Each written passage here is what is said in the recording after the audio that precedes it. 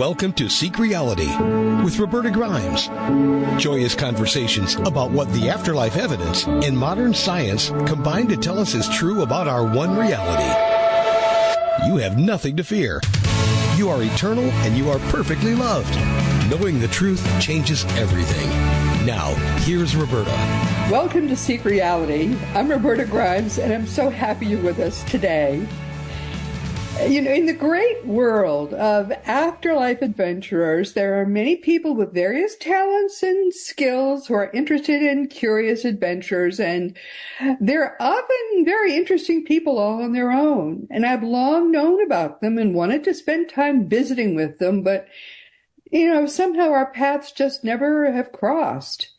And one of those adventurers is wonderfully our guest today. And as I've thought about how best to introduce him, I realized that at this point, we here on Seek Reality have been straying pretty far from our roots in the study of the afterlife. That's where we started. But we've been going all over the place lately. We've been venturing into related areas, you know, like spirituality, which is not so far away, I suppose, but we've been going into spiritual growth, self-help, past life regression, all kinds of places. And here we are back today, right back where we started. And our guest today has such a wonderful name. I love his name. Our guest today is August Goforth. And don't you love that name? I've always understood him to be, I don't know why, a talented physical medium. And when I got in touch with him, he says, no, he's not really that. He didn't really want to tell me what he is. He's a personality in this field. And from the introduction to his recent book, which is called Ponderings from the Afterlife, I've got this. August is a spirit medium, licensed psychotherapist, and a direct descendant of the 19th century French author and spiritualist Victor Marie Hugo. So August is distinctively positioned to express works of spirit discernment into the physical. I love that sentence, too.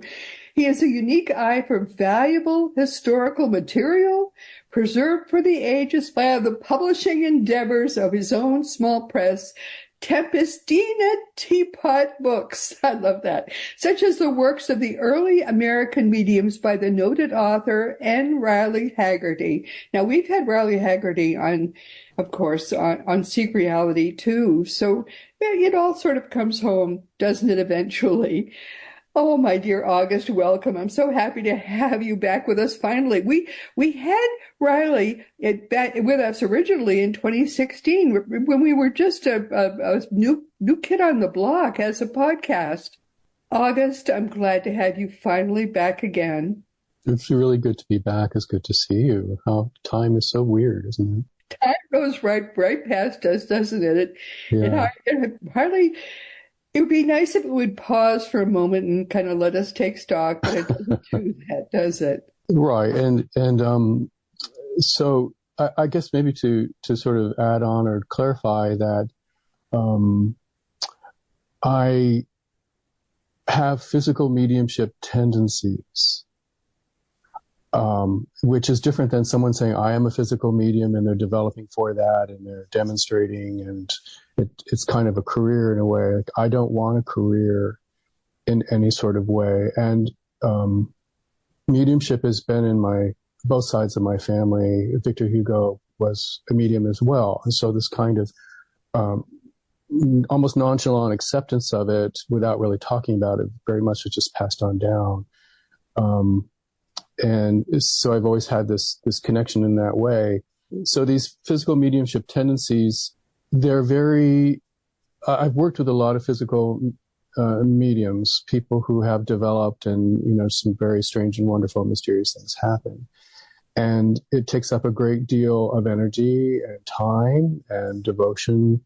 And this is something that, as my tendencies were quite apparent since I was a child, and that caused all kinds of sort of issues with family and school, church, to try to sort of keep it undercover in sort of a way. Because what I discovered that people would either try to investigate in ways that weren't healthy in some way, or they wanted something from me or to use me in that way. And I'm very independent, and so I want to do things the way that I do. And so the key word would be mystery. I mentioned it before to you, that this whole idea of mediumship, the afterlife, psychic things, it's all based on mystery. And mystery is a story. And human beings, we love stories. That's what we do best. We love to tell stories and to hear stories and make them up and entertain each other. And so this is one big story that we're involved in my life as well. So the physical mediumship tendencies that I originally had decided to develop, and during that time, my partner, Tim, who is one of the co-authors of the original book, had transitioned from AIDS during the AIDS crisis. And that was a very intense time. And up to that point, my physical mediumship tendencies had kind of waxed and waned over the years, and there's all kinds of reasons for that, mixed up with human physical developmental stages and emotional stages and psychological stages and so forth. Puberty, all of that affects these kinds of gifts or abilities. And something about his transition and the horrible times that were going on there with people transitioning left and right week after week awakened something in me, and things got very intense. And Tim actually materialized physically into my presence, which hadn't happened since I was a child. I had totally forgotten about that. As we get older, we forget about these things, but it kind of woke these things up, and it attracted a collective of what I call risen people. And that's just my word. Like we're always talking about, we call them the dead, the undead. Right. Risen is better. And there was this wonderful a poet from Scandinavia who was a mystic, and I forget her name, but we had corresponded briefly, and she had used the word risen in one of her poems. And I said, oh my gosh, that's exactly, it's risen. It's about vibration rising out of the body into other places. So these were people then who had passed, but now they materialized in front of you. Were they solid? Well, this was Tim. Only Tim materialized, and there's Tim materialized, so but this solid. Very, very solid, right? Yeah. Wow. But it not long enough for us to touch or anything like that. But it was quite clear, and he was almost dressed like for a performance, and he was quite a ham and a wonderful sense of humor, and he was dressed in clothes that we would have worn when we were boys, like sort of old flannel shirts and jeans and things that just were meaningful to me and perhaps to no one else. But often the risen communicate to us. If they can't speak to us directly in some kind of a way, they'll give us symbols of some sort. There's a lot of symbolism that go on. They have an emotional meaning for us, and nobody else would understand it, but the messages would be totally comprehensible to the person it's intended for.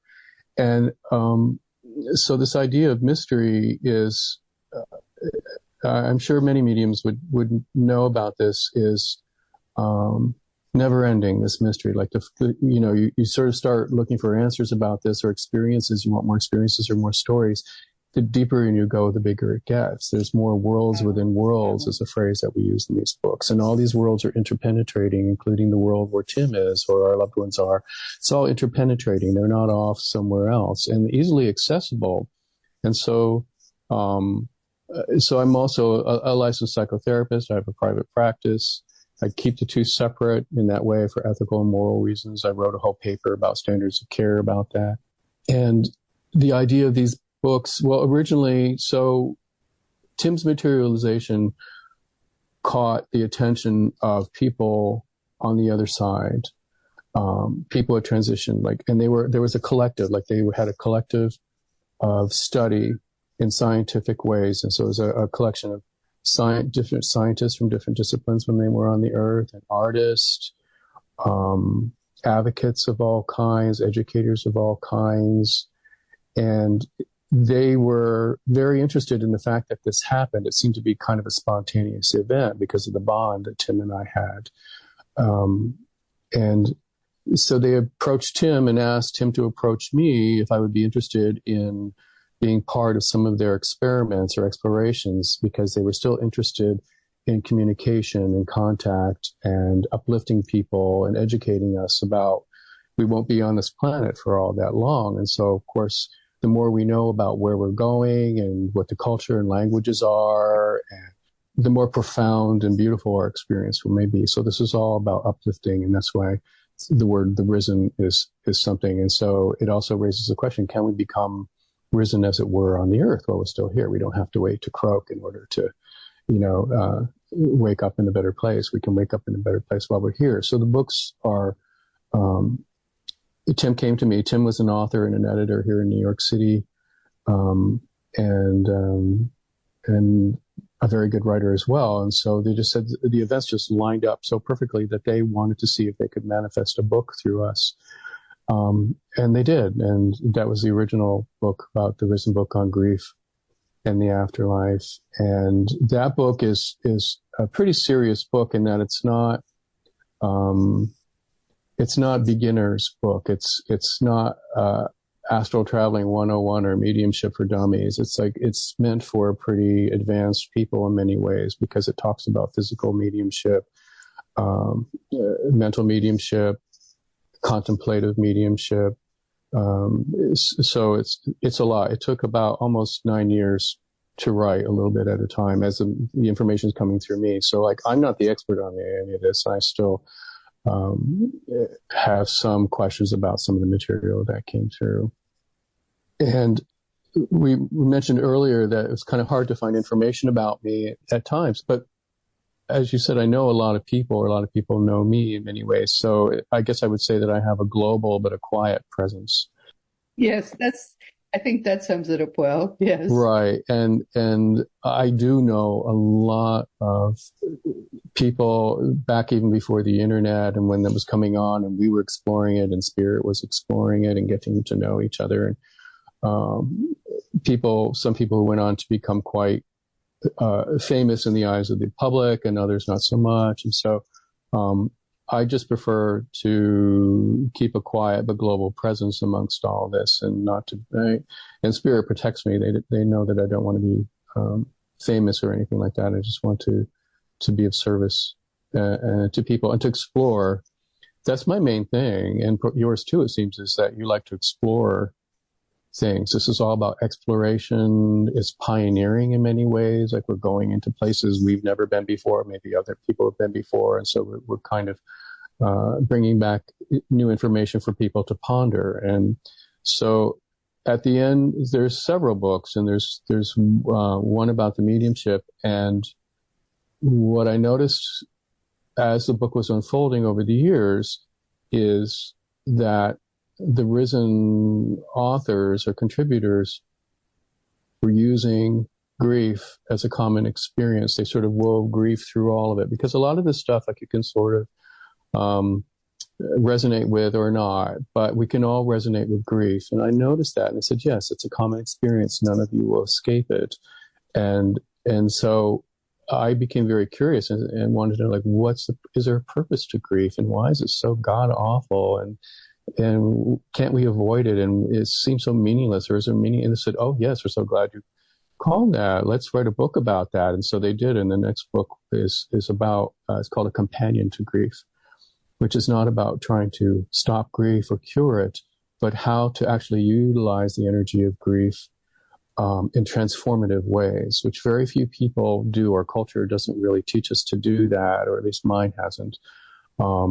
And so after we transition, when we wake up over there, so to speak, then the transformation of that grief energy can happen there, but it can also happen here. And grief is meant to turn into joy, which sounds kind of strange to most people. Is it possible? But so this book talks about how to utilize grief in positive living ways that help you to rise and to make your life better. And it's called A Companion, meaning it's not trying to fix your grief or cure it or explain it away, but just that I'm also a curious companion along the way. I'm exploring it as well too. And as I noted in the book, as it was being written, about halfway through, I had already experienced 8 people in my life who had passed away, like within a period of months. And it was quite a bit. And then also one of my parents had stepped on the road towards their transition as well too. So it was all very meaningful to me then, and it still is now. At the end of each chapter in that book, the material is quite dense, is how people say it. It's like they have to go over a sentence over and over and over again. And it's because there's depth to it. And it was orchestrated and constructed specifically by people in spirit, so that it would wake things up in the reader, and it would elicit things. And then you would go back, you would have grown in some way and see it in yet another way. And there were certain key phrases throughout that were gathered and put at the end of each chapter to ponder. Like, these are important. These may be strong, important, significant phrases for you. And so I like that so much, that whole idea of ponderings, because I would rather just sort of, the simpler the better, rather than going through this dense material, as beautiful and powerful as it is. So the next book extracted those ponderings. And so each chapter of this book, called Ponderings from the Afterlife, is taken from each chapter. And then there's a little essay written from me about that, like what this means. And it's a wonderful book. The foreword is by Shannon Taggart, who you might know, who's a very, very good friend of mine and a well-known spirit photographer. We've traveled the world over the years and had all kinds of adventures and different kinds of seances, and her being given permission to use her technology, because technology often doesn't work in seances. They interfere with one another. So I just took a breath.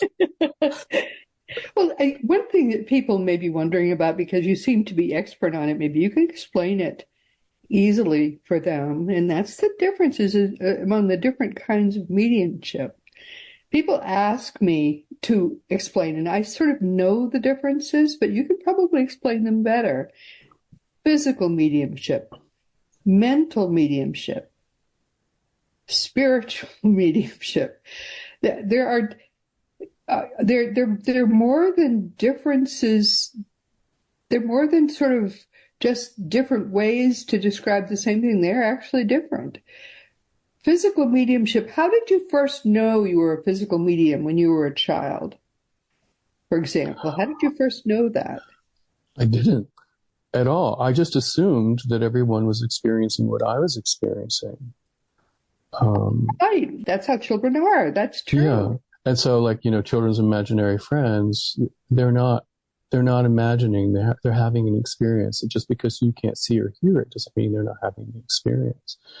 And so when I would have what people might call an imaginary friend experience, my parents recognized it right away and just incorporated it into the culture of our family, and also started setting down some rules about it. Like, if we're going to go out to a restaurant, like when I was 4, they took me to a restaurant for the first time, and it was a bit of a disaster because I just assumed that the waitress knew that my imaginary friends were there, and I had expectations about, I didn't know that other people could see or hear them, and it was very frustrating to me. I thought they were messing with my mind.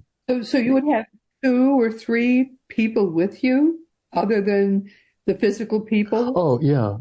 Often more. Often more? Yeah. So were they adults or were they other children? Always adults. Always adults. Yeah. I think that's because I liked adults better than other children.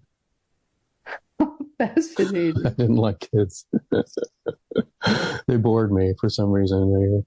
I would play with other children and get bored very quickly, because what they could do just like either repeated itself over and over again, or it just kind of ran out. And I had this mind where I wanted to, no, let's go in further. Let's do more like this. And the adults were always willing to do that, but the children, their attention span, and they have to go eat something. Well, so at some point, did your parents say, This is how you can tell the difference between the people that others can see and the people that only you will be able to see? How did you learn the difference? Not really, because they were having their own experiences as well. And so it was just an understanding. It was normal for my family. It was, and so we lived in a very, in the mountains in Appalachia, way up in these deep, deep woods. And, there might have been less than 1,000 people in the entire county. There was only one stoplight. I was related to everybody. Populated, therefore, with all these extra... Right. And so, but because of the isolation, and we had, a large family, my father and mother had a lot of brothers and sisters, but we were all there. So it was like we were sort of this tribe, that other people in the county knew about us, but it was just incorporated as something natural. My grandfather was the town dowser, and that sounds kind of weird to you on the outside, but everyone there, if they bought some land, they would call my grandfather and kind of say, will you come douse the land to see if there's water on it so we can dig a well? That's how they did it. And so there were other aunts and uncles and cousins who all had some sort of an ability that was just naturally accepted and incorporated into the culture there. So my parents, and this was before, so this was like back in before the mid 50s. So there, not a lot of people had television. I can't remember, but so there wasn't a lot of information over television. There was no internet, maybe a library if you could get to books. So the dissemination of information, it was all experiential. It wasn't coming, you weren't looking it up and trying to figure it out. You were experiencing it directly. And of course, everyone had a life. We had to, people didn't have a lot of money, so everyone had gardens or they were hunting for food and things like that. So you were just involved in life and you incorporated these so-called mediumship experiences as just an everyday part of it. My favorite story is that when I would go to my grandparents, the Hugos, who lived in a kind of a small hamlet down the road, for Thanksgiving or for large dinners, there was like this huge dining room table and a huge dining room. And then there were also extra chairs pushed up against the wall in case someone came in and they said, pull up a chair and you can sit down. So there was always extra chairs. But during these Thanksgiving dinners or these big family dinners, there were always people that came in and sat in those chairs, but never took off their coats and didn't sit at the table and just sat there and kind of watched us. Never spoke and would always, like, I was very small. I kind of remember being in, it must have been a high chair because it was sort of up, looking at these people. And when I would look at them, because there's so many people, I was fascinated. One of them would wink at me or smile and it would make me laugh like crazy. And my father said, why are you laughing? What's so silly? Because my father had some resistance to it, so he didn't always see it. And people didn't, they just said, well, just leave him alone. He's just having a good time here at dinner. Like they didn't want to make a big thing about it, I think. Otherwise, it was a very well planned conspiracy. Sometimes it felt like a conspiracy as well, too. And so there were all these shifts going on. And then when I had to go out and be amongst other children, like in my first day of kindergarten or going into the school, there were a lot of weird things that happened. And my parents, I suspect, my grandparents had a talk with the teachers because it was a Catholic school and the nuns were not from there. And so there were weird things that happened and the principal understood everything and the priest eventually understood everything. And so they stopped picking on me and didn't see me as a trouble. And they just sort of incorporated me into that way. And the other kids did as well. That's fortunate because otherwise I was protected. That's the thing is I'm very protected by people in spirit. So. Oh, that's so funny. As you grew up, did you continue to see these people who were in spirit?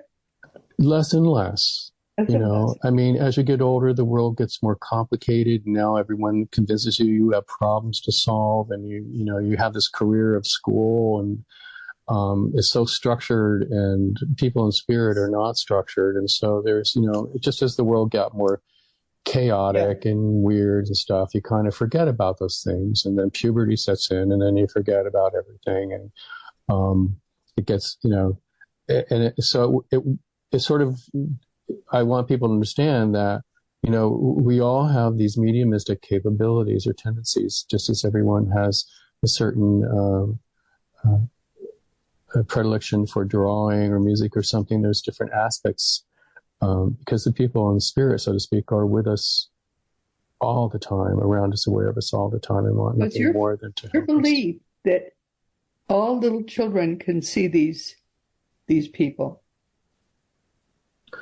I suspect so. I mean, I haven't met all. I mean, it just seems that's the conclusion that I would draw.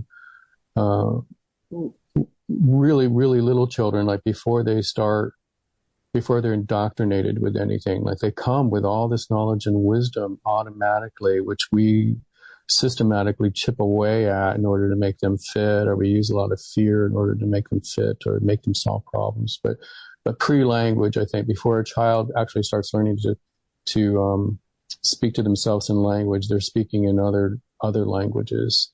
And I did have one granddaughter that talked all the time about how her grandma was there, and could she come with us when we went on, went for a drive and stuff. And we always said sure, and we had to make room for her in the car. Oh, I'm so glad you did. Yeah, we thought nothing of it. But I had to explain to my son-in-law, who didn't believe for a minute that was normal, because I thought it was. But and that particular grandmother certainly would have done that with that particular granddaughter. She would have done. Right, and it seems like grandparents often are the easiest ones to have a contact or even relationship with for some reason. But, yeah. Oh, they love their grandchildren. Oh my goodness, yes. So yeah, I was not surprised that she did. Yeah. But I think, as you say, that both the talent for perceiving, these people who are in spirit, who nevertheless come and visit, and the talent for perceiving that on the part of a child is probably very variable. Mm-hmm. And the relationship. Right, and sometimes it may, those spiritual senses that we call clairaudience or clairvoyance, and kind of go latent because of the world and everything. And so, and often the only times that they're ever brought out of latency is through some sort of a shock, which is often grief. Grief is such a shock to people. And there have been a few studies done by people who worked in hospice for many years. Diane Archangel is one, Louis Legrand, people that I met and interacted with and were very helpful to me, that these studies looked at people who had lost a spouse through death or transition, we'll say, and had experiences exactly like I had with Tim, where they actually came into their bedroom and physically opened the door and came inside of the bed and talked to them, or appeared at the kitchen sink while they were washing dishes. Just something very normal and relaxed. But two things, like it's so private and personal that they never shared it with anyone. And of course, there's the fear of stigma, that they're going to lock you up if you say something, or that you're having dementia or something. So there's just this inherent wisdom that people have, that this is very private and personal and intense. The word I use is numinous, that is meant for you and you alone. And oftentimes the people who show up, it's this. So there was there's some crazy statistic, like 80% of people who were interviewed reported that they had this experience, and often more than once. But this was all shared with the researchers as anonymity, to protect themselves and things like that. I don't know if there's any more research like that goes on, but it would be wonderful and helpful if there was. I get only within the last 10 or say 12 years have I been getting those reports. I didn't get them before. I think that the veil definitely is thinning. You probably are getting reports like that too, that the veil is thinning. And it's easier and easier for people to be getting these visits than it was, say, 20 years ago, 25 years ago? Well, oftentimes there's several things there I could say about that is, first of all, there is no veil. And it's not thinning. It's that people's awareness is expanding and growing. Our minds then, right. Our minds are, as we become enlightened, literally with spiritual light, suddenly it's like now that we can see more, and those spiritual senses of spiritual seeing, now we can see more because we have more spiritual understanding, which is literal light. That's what it is. In a way. And so it's sort of like the light is turning on in a dark room. It's not that because there's a veil in the room that's being removed. It's because now we're becoming more embedded or integrated with more of reality a little bit at a time. And this will go on forever because we're immortal beings. So this is, so that's why I tell people, just chill out and relax. Like, everything is always working out for us no matter what. Do you think it's nothing happening? It's that we're more aware, and therefore it's more possible for us to be. But we're aware because of how the world is evolving and transforming, and a lot of drama, is happening, and change, very theatrical in a way. It's like watching this huge play, this huge Shakespeare play of complications. But as Shakespeare said, we're the actors on the stage and we're acting. And so we don't know what Act 3 is going to bring, but now it's happening. And as it was, so now that makes sense what happened in Act 1. Right. And we have all these connections that we're making, and it's this connection.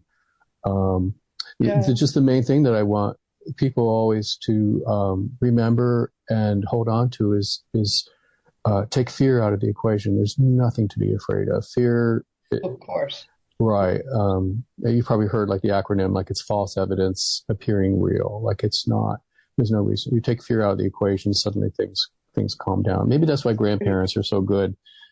Why grandparents like show up so much, because they're so good at calming children down, right? They can just soothe us. They just know how to do that.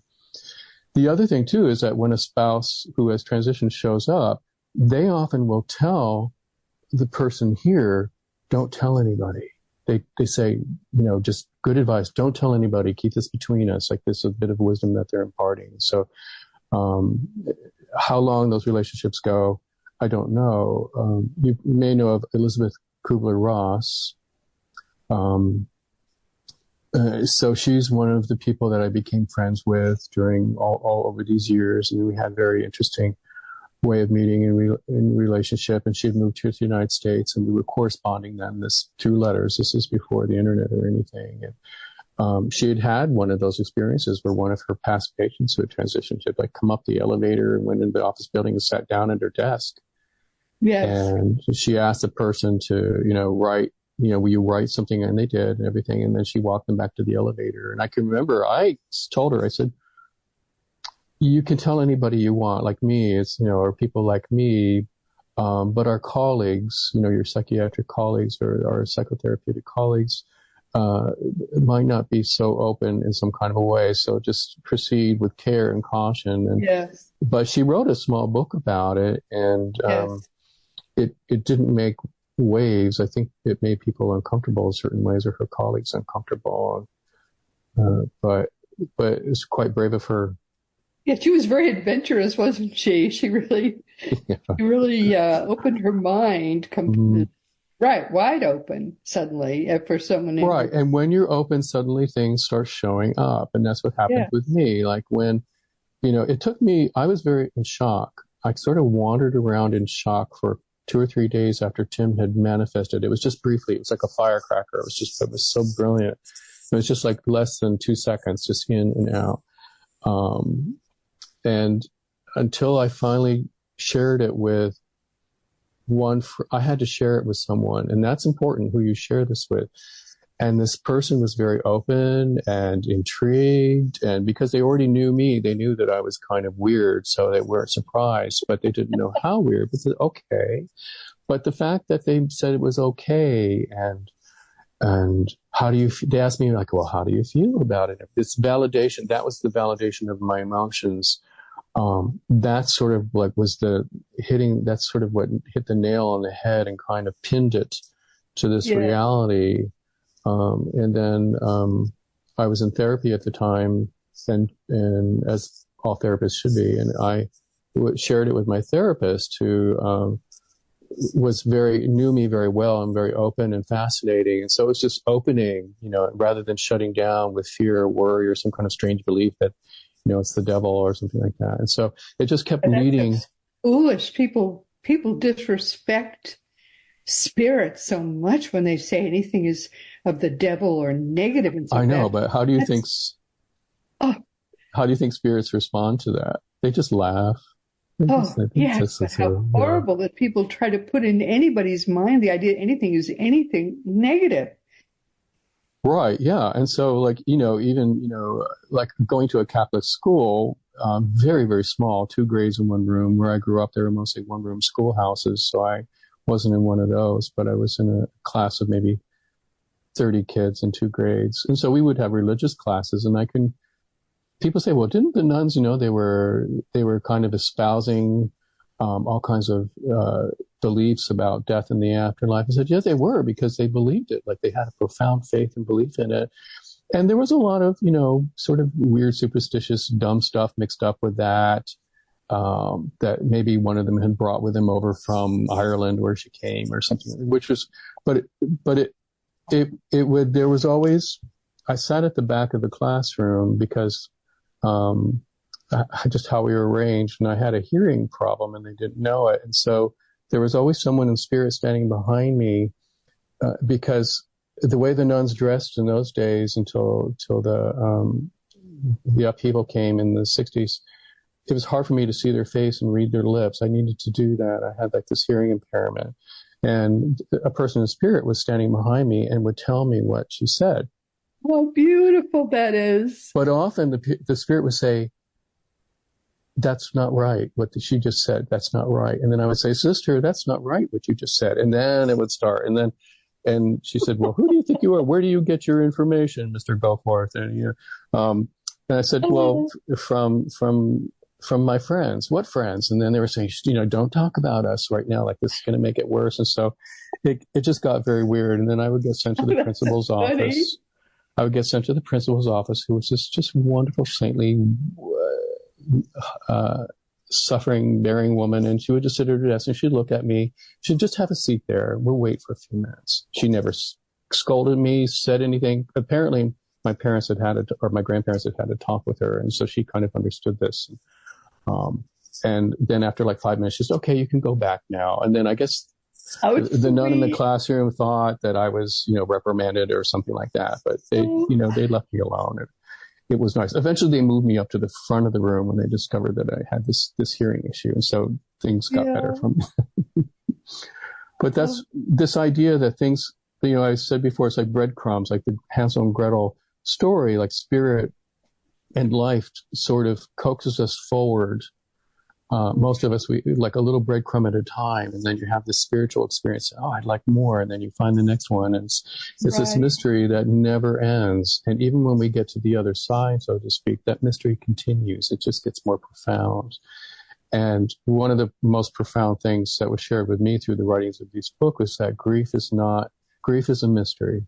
And it's not a mystery meant to be solved, because we're not meant to be here long enough to solve it.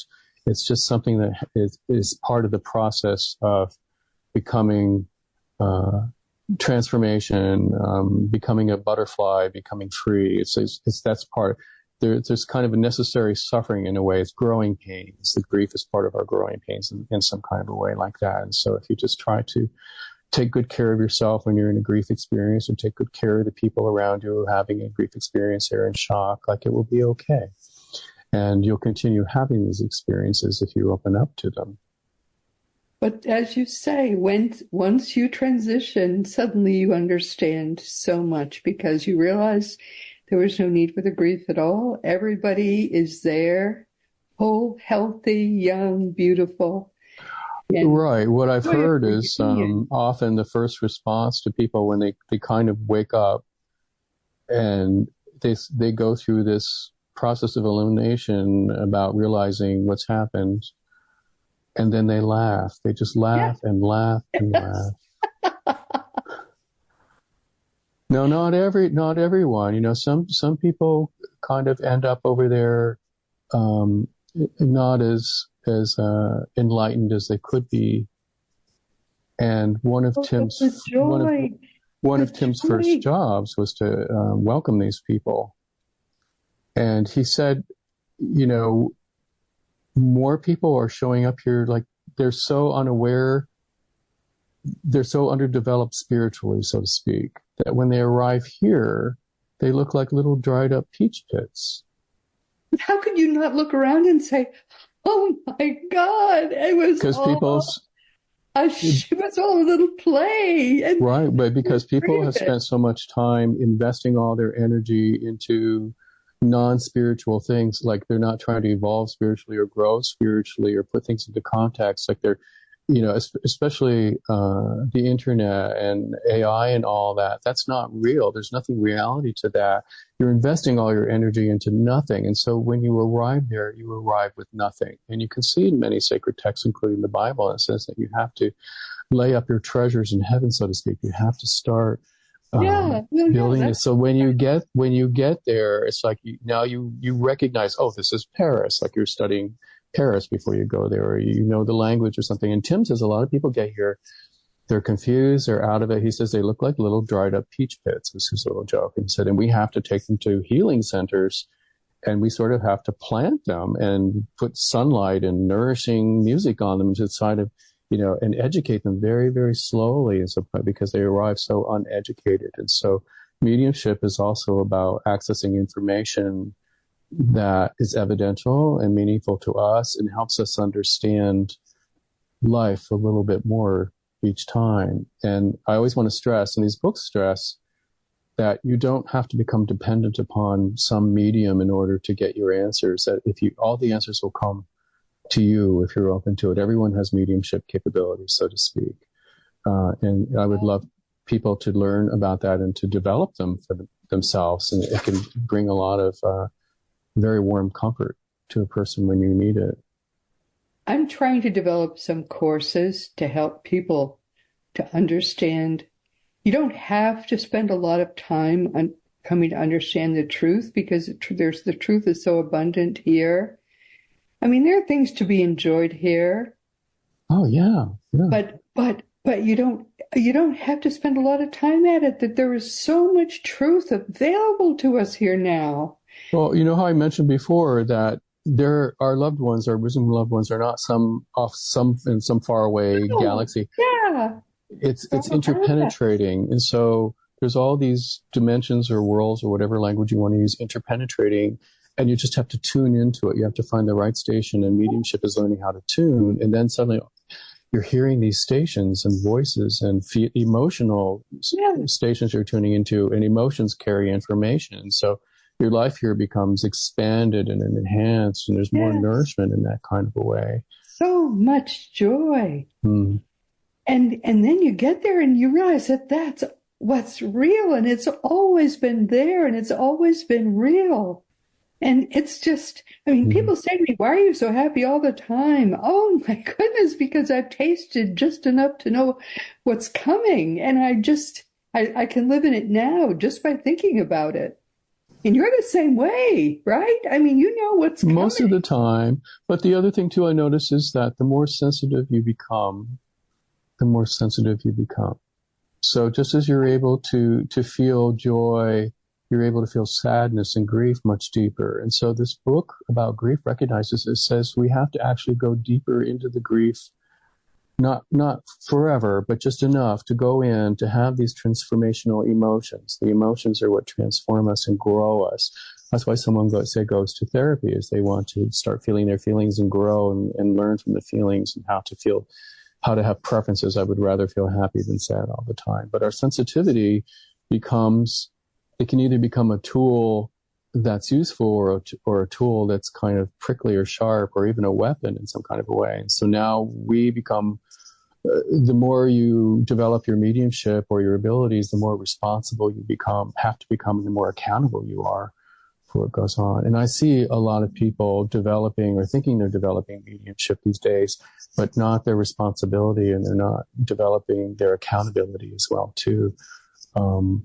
mediumship is a very, very private thing and is never meant to be shared or promoted. And Tim used to make jokes about that, that they were protecting me in certain kinds of ways, because there were some mediums I knew that actually were given television shows. And Tim said, see, like, someone is going to try to capitalize on it. They're going to have cereal for mediumship and sneakers he said he was joking, but they're capitalizing it on some kind of a way, which brings it down, into levels it's not meant to be. It doesn't work well, and people come away, malnourished rather than nourished from these. So it's this idea of accountability and responsibility. There are rules, right? There has to be a structure. Human beings, we need structure of some kind. Anyone who has kids know their kids need structure. Teachers know that classrooms need, scientists know the laboratories need structure. We need this kind of structure, and some mediums need structure as well too. And it seems like Riley Haggerty and I talked about this because he's such a well-known, well-versed historian about the different kinds of structures that were apparent in different eras here in the United States as we trace them through past mediumship. Hard to find. He's good at finding it. And so we still have some wonderful places like Arthur Findlay College over in England where you can go, and they will provide structure for you to use, how to approach things, beginning, middle, and end, just as you would anything like that. Lilydale is another place to go to learn and study. Chesterfield, there are places still where you can get this structure. Once you start structuring it, though, you've got to, once you have the wheel, you have to take control of the wheel. Well, all I know is that when you know the truth, you live in joy. And living in joy is the greatest thrill there is. Knowing the truth changes everything. You shall know the truth, and the truth will set you free, and indeed it does. Right, and then it raises the question, so what's the truth? And the truth is that you are free. You are free, and you've been free. That's the truth. We're so free, it should just blow your socks off. I tell people, if you could actually realize just how free you are in your immortality, it should just blow your socks off. It's just so... It's joyous, just joyous. Yeah. Oh, my dear, we could talk all afternoon, but unfortunately, we've come to the end of our time. Okay. What do you want people, actually, that's a good thing to want people to know. But what do you want people to know from our time together? I don't want people, like, people already know. Maybe I want them to know that they already know. Very well said. And then people say, but I don't know. And so I said, but change that. Start changing. I want to know. I do know. And start finding things, validation. You're looking for validation. Okay, I know this. I know that. So it's this. So we move from hope, like, I hope this will happen. And then it happens. And then it happens enough that we get a belief about it. So hope moves into a belief. And if the belief happens enough, then we develop a faith. Like, I know it will happen. But once you know it happens, you no longer need hope, and you no longer need faith. You just know. I know that I know. I feel it here. It's my feelings tell me the truth. Even if 99 people around me are saying something different, but my feeling is saying this is what's true for me, then that's what I know. I know that I know that. I don't know if that made sense. It does. Oh, thank you, my dear. We will be talking again. It'll be sooner than another 6 years, whatever. I would love that. Consider yourself hugged. Thank you.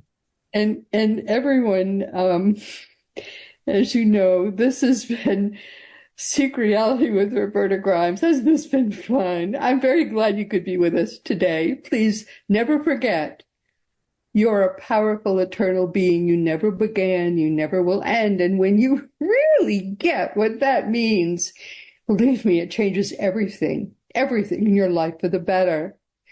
Next week, we'll be talking with Karen Fullerton. She'll be with us for the second time. And Karen is a certified quantum energy teacher and thought leader around emotional freedom and well-being. And she primarily helps women. I don't know why, because I think what she does would help men as well.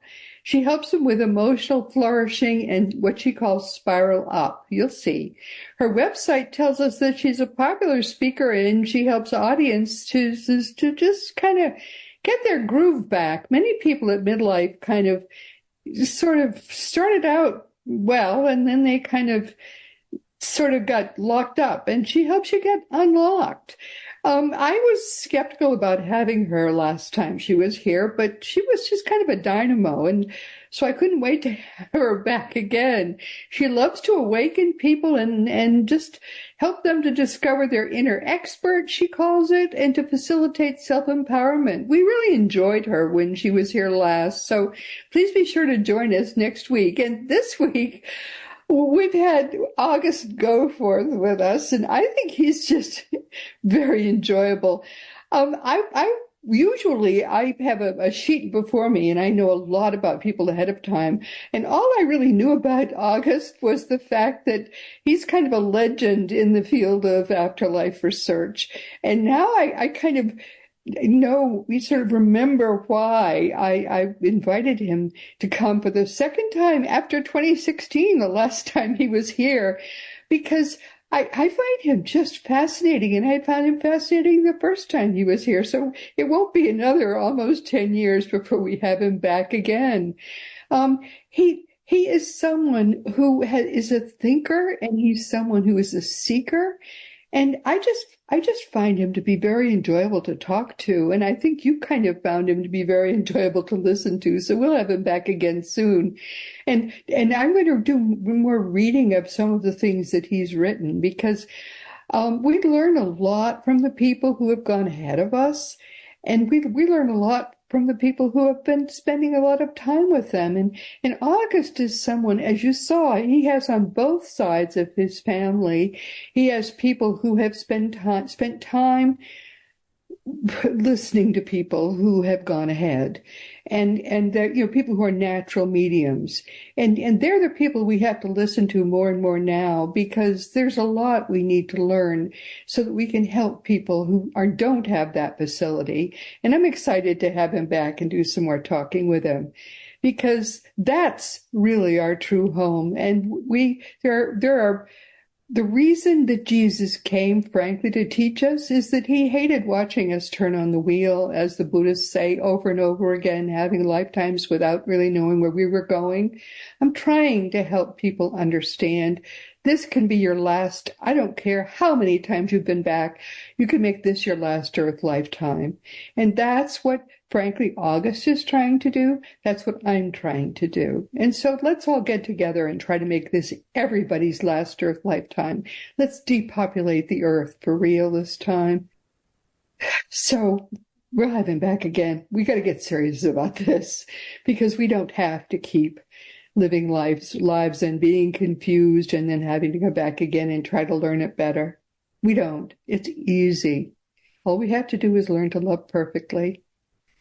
Of course, speaking about the afterlife, as you know, our great friend Craig Hogan is the president of Seek Reality Online, which is our one-stop resource for all things afterlife. Just go to seekreality.com and start to learn for yourself that your own reality really is eternal, like it or not. And I've had people say, I don't care. Too bad. If you're alive now, you always will be alive, like it or not. So learn the ultimate truth from our dear friend Craig, who is your worldwide ultimate expert on all things afterlife, and you too can make this your last lifetime on Earth. You can go to the afterlife and live there eternally. And of course, teachingsbyjesus.com is your best resource for all the beautiful divine truths that are brought to us in perfect love by the greatest teacher of them all, Master Jesus. The Christianity we have was never taught to us, sadly, by Jesus. It was taught to us by the Roman Emperor Constantine, and it's his Christianity, not Jesus's. As this Christianity dies, the Christianity that Jesus taught can finally be the one that we all practice. It was called the way, and it's the right way. So you can go to teachingsbyjesus.com and start to learn Jesus's Christianity anytime you want to. The website's not finished yet. It will be finished soon, because Jesus has ideas that we cannot yet find someone who can execute his ideas. We're trying. Give us another year or two and it'll be finished. That website will be finished. We'll do our best.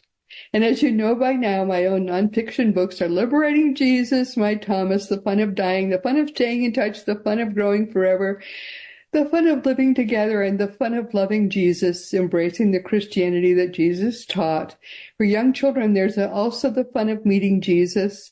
And if you want to talk to me about any of my books or anything at all, you can always contact me through the green contact block on robertagrimes.com. Just make sure I have your right address, because if I don't have it, I'll write a nice email and it will bounce. That happens to me. Not quite a bit, but often enough that it's frustrating. So please just make sure I have your right address. And all of the more than 550 past episodes of Seek Reality are available wherever audio podcasts can be found. And there also, of course, are the new video episodes each week on Roku, Fire Stick, YouTube, and elsewhere. Meanwhile, this has been Seek Reality with Roberta Grimes. Please enjoy.